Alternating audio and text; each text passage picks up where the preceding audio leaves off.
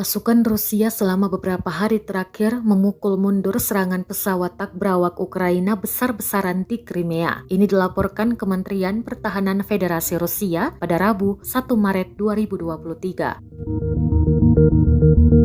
Upaya rezim Kiev untuk melakukan serangan pesawat tak berawak besar-besaran terhadap objek semenanjung Crimea dicegah. 6 pesawat tak berawak Ukraina ditembak jatuh oleh sistem pertahanan udara. 4 lagi dilumpuhkan oleh peperangan elektronik, kata laporan itu.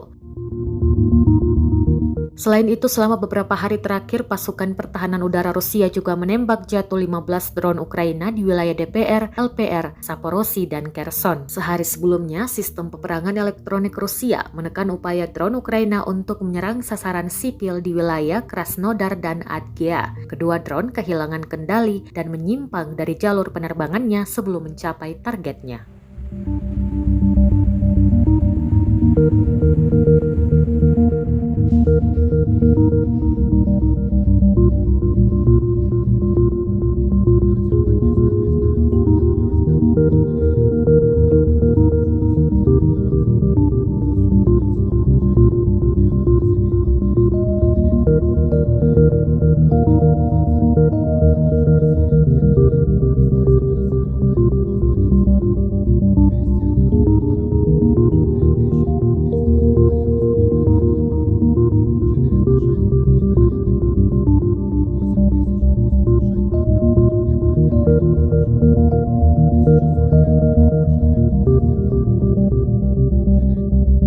Вооруженные силы Российской Федерации продолжают проведение специальной операции.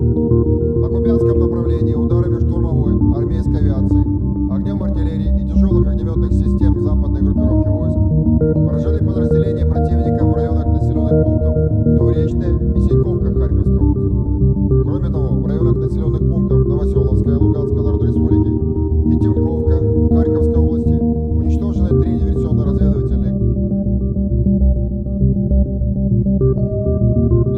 до 90 украинских военнослужащих, 3 пикапа, а также гаубица.